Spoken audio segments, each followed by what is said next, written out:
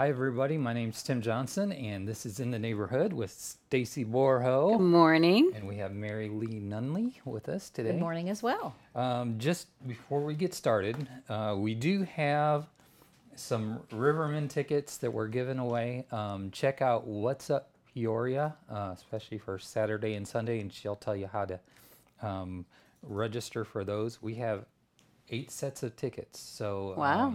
We're giving away 2 sets of 4. So awesome, easy to win. Just follow the directions on the video and watch it. What's up, Peoria? What's Up Peoria? Okay. On Facebook. So Can I win too? probably not. Not. Anyways, so MaryLee is with Retreat and Refresh Stroke Camp, and I think it kind of hits home.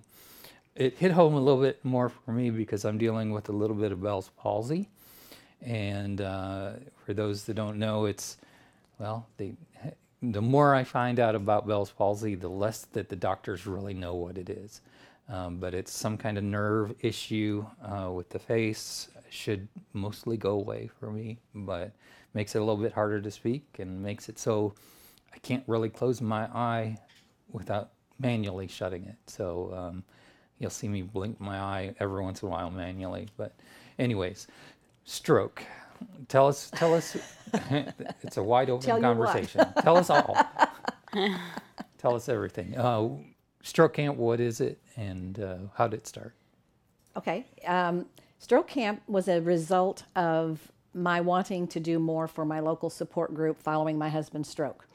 In 2001, my husband had a significant stroke. There's all levels of stroke, but his was a pretty bad stroke. And, when it hits you, and particularly if you don't have any knowledge of stroke, I had been through a lot of health issues with him, 6 weeks, 8 weeks. He even had 2 open heart surgeries. 6 weeks, 3 months, you're back to normal. And with stroke in my mind, I thought, well, okay, I can do this again for another 6 or 8 weeks, not realizing that it is a brain injury. And a significant part of his brain was damaged, and it technically dies. And it's never coming back. The brain does not regenerate in any way. So as time went on, I recognized the caregiving responsibilities were pretty significant. And, I had this point at about the 2-year mark where I'm like, I just can't do this. But I loved my support group, and I loved the people that I met there. And I saw people who had been doing the caregiving journey for many years. And I thought, well, they can do it. Surely I can do it.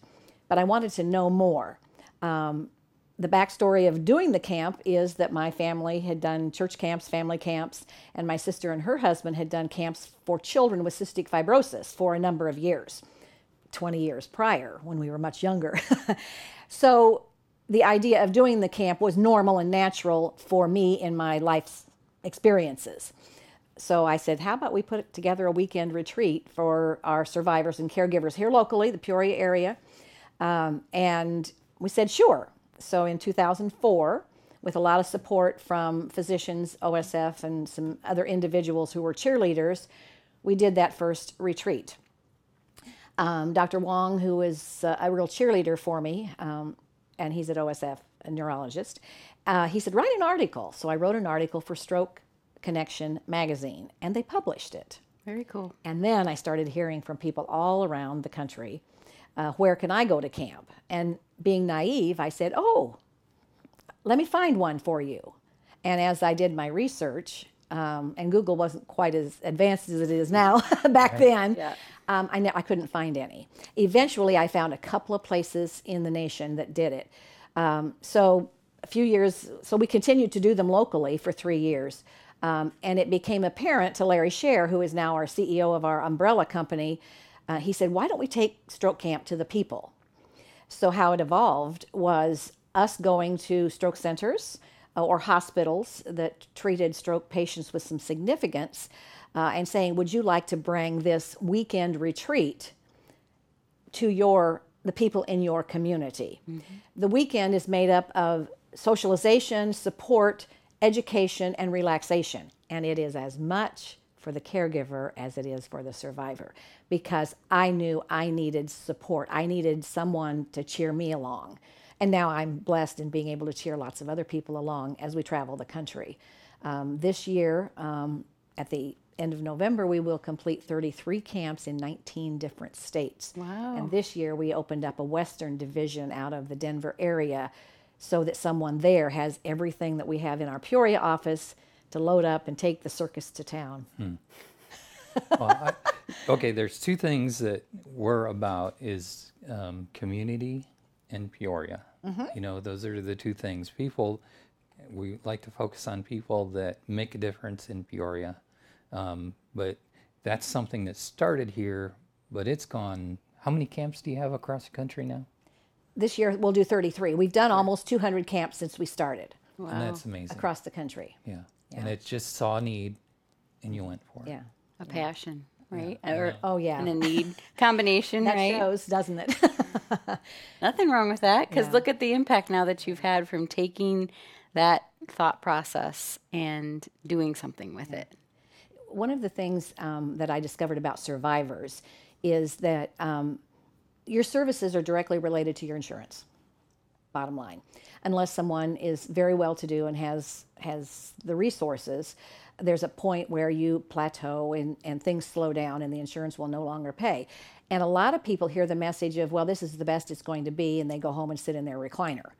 But stroke recovery continues the rest of your life. My husband now, he had aphasia, which is the speech and language difficulty, and it's not about intelligence, it's about retrieval of words. Right. And so he couldn't, and still has trouble retrieving the words he wants from time to time. He's conversational now, but it was 4 and 5 years before he really could put a sentence together comfortably and appropriately and really carry on a conversation. But even now, he switches words and gets a little bit, particularly if he's tired. That kind of happens when you're tired. So you may not have direct services. So Stroke Camp has that element of survivors together, and they have their own discussion group. And they cheer each other on. Oh my gosh, you're talking so much better than you did last year. I may not recognize my husband's improvements, but someone else tells him that, and he's like, yes, I can keep going. And we do the same with the caregivers in our discussion group. So it's just a huge love fest. In the best way. But I'm sure sharing experiences, though, and then also resources, too, because none of us know everything. And so bringing so many different people that have something in common together, they're able to also kind of brainstorm and look at different ways of looking at things or sharing and knowing that you're not alone, because that's the other thing is, the feeling of, I'm sure you felt that way of being alone, taking care of your husband, and your husband felt the same way with going through what he was going through. Absolutely. So that's huge. Of bringing people together is really what it's all about. And each camp has, we ask the sponsoring hospital or facilities, rehab centers and such, to bring on volunteers. So we will have, at our camps, we'll have nurses, neurologists, physical therapists, occupational therapists, speech therapists who volunteer for the weekend. Awesome. So I get to pick someone's brain for the entire weekend about my own personal questions and my own personal journey, which is really huge. And here locally, Illinois Neurological Institute at OSF, they do sponsor a camp locally, and then Retreat and Refresh, we do fundraising to sponsor 2 additional camps. So there's 3 camps that are available in the central Illinois area. In addition, we do Strike Out Stroke at a Peoria Chiefs game, which is stroke awareness, the fast message, stroke awareness. We also do youth education on stroke, which is 5th grade education at local schools to get the message to the 5th graders about stroke, the signs of stroke, so that if a parent or a grandparent or someone that they see has the signs of stroke, they might be able to make an impact. And we're aware of a handful that have detected a stroke. A most recent one was a grandfather getting ready to go back home, and the children had just had the youth education 4 months prior and said, Mom, you got to call the hospital, Grandpa's having a stroke. Wow. And we went back and chatted with them, and they recognized the signs. He had all of them: slurred speech, droopy face, and they got him to the hospital for the clot busting drug, and he has practically no residual effects from it because they got him to the hospital. From educating a fifth grader. From educating a fifth grader. So, and one of the things that we're expanding and trying to do, and we have a new umbrella organization called United Stroke Alliance, is going into communities and making an impact with prevention, awareness, and then recovery. The camp is part of the recovery. We also locally have a chimes choir, which is made up of stroke survivors and their caregivers that play the chimes. Have you seen us? Yes, you came out to Rotary. Yeah. You guys are amazing. Yeah. That was so Hardly cool. a dry eye in the house. Oh, yeah. And so, and we still have spots for survivors and caregivers in that chimes group. And we perform all around the community when we're asked, and we're getting ready to do our Christmas songs and tunes. I think that's when you came was for Christmas. Yeah. So it was beautiful. it's all about it's all about community. And another thing that just popped into my head: stroke survivors often were involved in the community. They did volunteer work. Mm-hmm. They belonged places, and sometimes if their deficits are pretty significant, then they very well might not be able to do the give back. So the fifth grade education includes them going into the classroom, whether they're in a wheelchair or ambulatory, and talking to the students about their experience. The chimers give them a chance to perform and to give back in the community. And they usually perform at the Strikeout Stroke, and then they hand out information and such. So we also have fit together ways that they can give back to the community in a different way, but still be vital. Wow. That's very impressive. So taking a challenge, and sometimes, we'll get stuck in that, I'm poor me, and I'm just going to wallow in it and get worse, right? Because no one that's sad is going to get better. Right. You see people who kind of take the bull by the horns that get better, that say in their brain, this isn't going to conquer me. Right. Right. So that's really cool that they turn around and give back, like that big circle. It's so cool. Yeah. So the camp, you think of camp, are they going out in tents? I love that question. Absolutely not. The facilities that we have and that we use locally and across the country have private rooms with private bathrooms, which is really necessary for a significant number of our individuals. They need the privacy for toileting and dressing and bathing and all of that, where the meals are provided, and then there's meeting rooms so that we can congregate and do all the activities that we do throughout the weekend. So it's not camping in that sense, but we try and have a campfire, and we go to places where there's paddle boating, or we don't do canoes because we tried that once, and you tip over a canoe with a stroke survivor, it's really hard to get them out of the water. It just really is, just let me say. But paddle boats, pontoon boats, and then some places have zip lining, and to see a stroke survivor zip line, oh my gosh, just too much. And rock wall climbing. So depending on what the facility has, we participate in those activities. We always get golf carts. So even it's just a golf cart ride through beautiful settings, which most of them are hundreds of acres of things to look at and things. And a lot of times the survivors will say, I just never get out because it's functional. You go to a doctor's appointment on your wheelchair, or if even my husband, who is ambulatory, is so incredibly slow and he gets so tired that we don't get out in nature.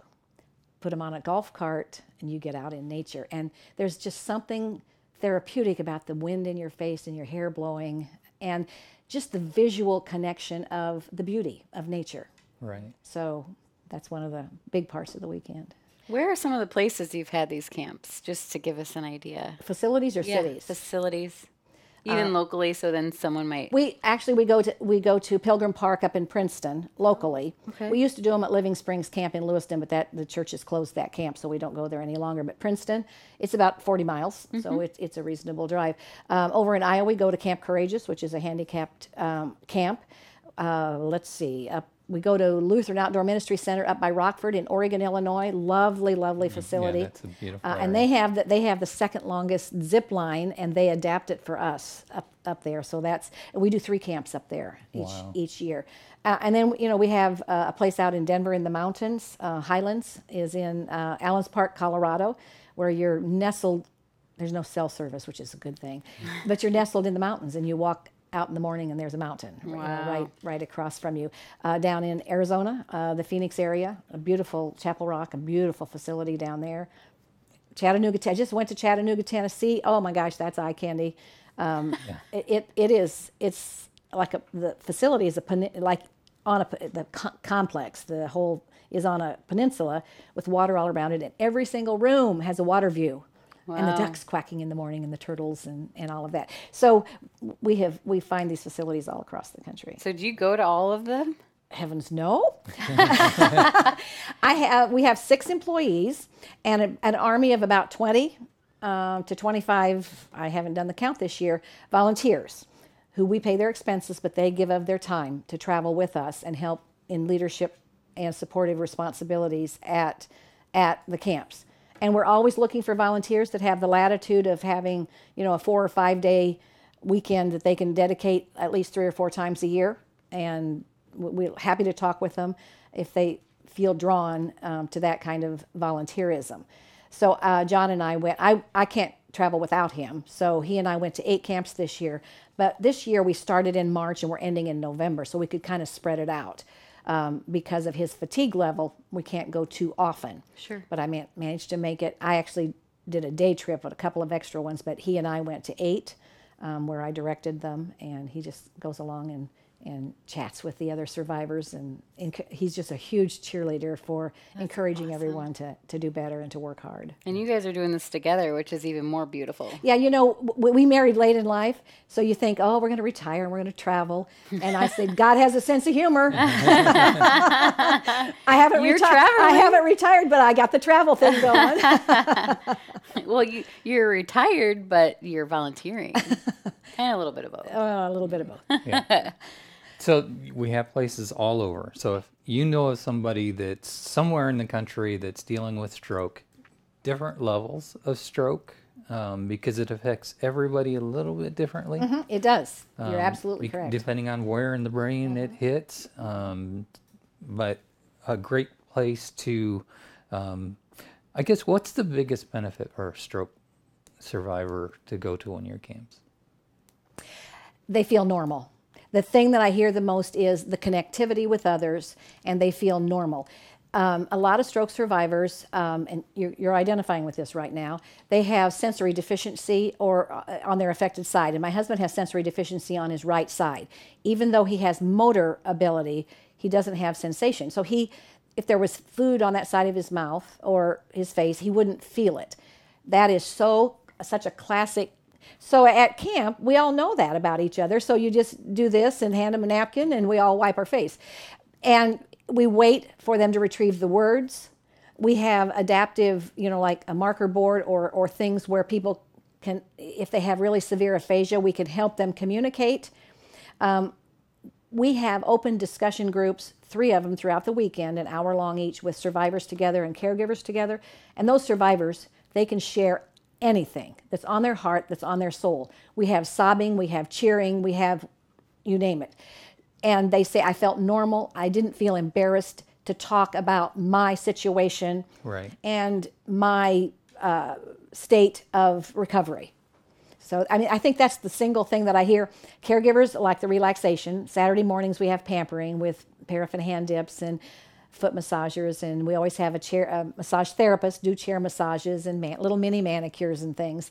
So, and everybody likes those, men and women both. Mm-hmm. But it's just a time of relaxation. We do crafts, and there are people who like to do crafts. We have coloring pages. So we have like stations where people just navigate and do what they're comfortable doing and what they want to do. We always have, Saturday night's always a big celebration. We often do karaoke, make sure that there's a little dancing going on and watching people lift someone out of a wheelchair so they can dance with their loved one that they haven't done since the stroke is beyond. That's what keeps me going. Yeah. Those moments. Wow. That's awesome. Sorry. Oh, no. Are you a karaoke singer? Me? Yeah. Well, yeah, at camp, not anywhere else. Does everybody get up and do that? Oh, yeah, we have teams. Everybody gets, fun. And interesting, we have a music therapist at every camp because music therapy connects with all of the other disciplines: physical therapy, occupational therapy, and speech therapy. Music is, and often when someone has aphasia and they can't speak, because music is stored in a different part of the brain and it uses all of the brain, they can sing. So it's a beautiful thing to watch someone who is only speaking one single word at a time, or maybe two, that can actually sing a song, because it just comes back from a different place. And so everybody wants to sing. Whether they're good or bad. Oh, it doesn't mind. We don't care. Do you have a go-to song? Do I have a go-to song? Yeah, I do. What is the one that talks about the Christmas lights? It's an old country western song. That one. What is it? Grandma got ran over. We were actually talking about whether the Chimers wanted to add that one to their Christmas. Oh, that'd be tunes that'd this be year. It would be funny. That'd be fun. Yeah, I don't know. That would be cute. So how does someone... Redneck Woman, that's it. I knew it would come to me. I would have never thought of that one. Redneck Woman. I don't know why, but I guess it's the rhythm. Yeah. There you go. It's fun. I mean, that's what it's about, right? Just letting go absolutely. and Yeah. having fun and enjoying life. And so how do people find out about the camps? Do you guys have a website? We have a website, strokecamp.org, Okay. O-R-G, and there's a place to email there, and that email comes into my inbox, so I get to handle I get to control everything. So I get to handle all of those, and I distribute them to the right person. Our website also has it has a list of books that are all about stroke. We have a traveling library that goes to every camp where people can look at the books and see which ones they need or which ones would benefit them without buying them, because a lot of people have lost their income, and finances is a real issue. And then we also have a link there for resources, which are places where I have found good information, as well as adaptive equipment or gizmos and gadgets and things that can help streamline life. So as I get that information, as it comes in to me, I try and make sure that it's available on the website, and we give it to everyone that goes to camp as well. So speaking of costs, then if people are low in funds, how do they go, or is there a cost to them to go to the camp? That's a good question. The sponsors pay a fee to bring us to the community, but we've always felt as though there needs to be some skin in the game for the individuals attending. So most of our camps, there's a little difference because of location, but most of our camps it's $125 per person for the entire weekend. We have been very blessed with generosity and some memorial money that we do have a scholarship fund, so we can help supplement that. So if we do ask for a minimum $25 registration fee, and we have had a couple of sponsors who wanted to pay the fee for the campers, and we had the highest incidence of no-shows because it was free, and I can either show up or not show up. Right. Oh. So we learned a lesson from that. Then all they have to do is just call our office and say, I really need some help. And if they can pay $50 or $75, we waive the difference. If they can only pay the $25, we waive the difference. And so far, every year, the money has come in to pay for the scholarships that we've awarded so far. That's wonderful. The more camps we do, the more money we need. But it's always worked out that at the end of the year, we had enough money in that scholarship account to pay the scholarships. So, and I've been adamant in keeping it affordable. And I figure, 6 meals and a weekend away. Very affordable. I think that's pretty affordable. Even church retreats are around that Yeah. same price. Yeah. So that's pretty typical. So I don't think we can go without talking about the signs of stroke. Absolutely not. Run us through the signs of stroke. All right. The most universal one is the FAST message. The FAST is the acronym. F being for face, meaning someone's face is drooping on one side. If you see the drooping on one side, the assessment for that would be, give me a big cheesy smile. Is the face still symmetrical, or is one side of the face drooping? The second one for A is arms, and the next assessment after the face would be asking someone to hold out their arms, palms up, and then ask them to close their eyes. And if one arm drifts down, or they're not able to lift it because my husband had no use of his right side, that's a sign of stroke. 80% chance you're having a stroke. S, it stands for speech, And the next assessment is ask them for a simple sentence. And I understand these fifth graders with their grandpa said, "Grandpa, say the grass is green." Because it's either the sky is blue, the grass is green, it's a nice day, a simple sentence. And can they say it? Can they remember it and say it and articulate it? Then that, again, that's another sign of stroke. T stands for time. Please, please, please call 911. Let the ambulance take you to the hospital. They can radio the stroke team, which can be waiting by the door. And they can start treating you the moment. They can have an MRI, a CT scan ready. People who, please don't take a nap. Please don't take it. And please don't call your neighbor to drive you to the hospital because you think you can't afford the ambulance. You can't afford to lose an hour of brain cells dying. 1.7 brain cells die per minute while a stroke is going on. Wow. And you can't afford to lose those. And you have less than 4 hours, from what I learned. Once it's past 4 hours, the medication really doesn't take effect. It does not. Now there's some retrieval devices where it's kind of a corkscrew device, and they can go into the vessel and pull a clot if they see it. But if you've had 4 hours of a clot, your brain is dying and being damaged throughout that. Right. So yeah, there's a fairly short window for that. And we've seen some miraculous recoveries for people who get the message. And that's why we're passionate about it. And the reason we do all of our awareness, our strikeout strokes and our other awareness things, is because our survivors said, well, I took a nap. I didn't know the signs. I didn't recognize it. So because our survivors said, we need to do something to get the word out so others don't suffer what I have, that's how that all grew. Explain to us what aphasia is. Aphasia it's a speech and language problem, I guess. That's not the word I wanted, but that's what came up. It's the inability for the brain to retrieve the words. And how John, my husband, describes it, he said, I know what I want to say, and I feel like my brain is circling in a circle, but what I say isn't what I think I'm saying. Right. So he can't always retrieve the word he wants. He's learned to talk in circles and tell stories so that I can figure it out. So it's not a lack of intelligence, it's a lack of retrieval of words because the language center is damaged where the words are stored. So our words are stored in our language center, all millions of them. And if that part is damaged, then I no longer have that word stored there. As time goes on, and with lots of therapy and all the exciting things that happen, those words are stored elsewhere. But they're not stored in the language center. So instead of the brain going zoom and having that word come out in a nanosecond, the brain has to spin around and find that word where it's stored because it's not stored in the place it's supposed to be. So the brain is searching for it. So that's why the language If you're looking for the word hat and you normally reach right here and grab a hat and it's a hammer, you say hammer instead of exactly. hat. My husband knew it's interesting. Hands and feet. He'll say hands and feet, get those mixed up. Him and her, he gets mixed up. And newspaper and mail. He'll say, "Did you get the mail?" And he might mean the newspaper or he might mean the mail. So his mix-ups are similar. They're similar words. So I've learned to figure out what it is. Another problem that happens is apraxia. And apraxia is the inability for the muscles of your mouth and your tongue and your throat to form the words.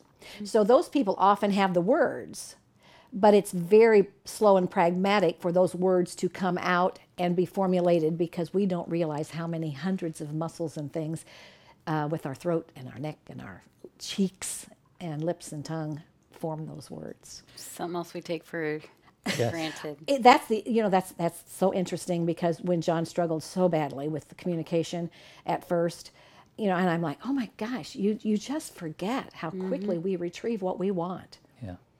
Well, we're already done with our time segment here. I knew starting to talk to you that we would just go through this hour. We didn't do a rehearsal either. Website one more time. Strokecamp.org. And so if you want to volunteer or learn more, just go there. Go there. Yeah. We're on Facebook, Retreat and Refresh on Facebook, and United Stroke Alliance on Facebook. Awesome. Be sure to share. And talking about Kelly Schneider of What's Up Peoria. She works with Stroke Camp also. But check out What's Up Peoria Sunday and find out how you can win some Riverman tickets. Have a great week, everybody. Bye. PeoriaLife.com.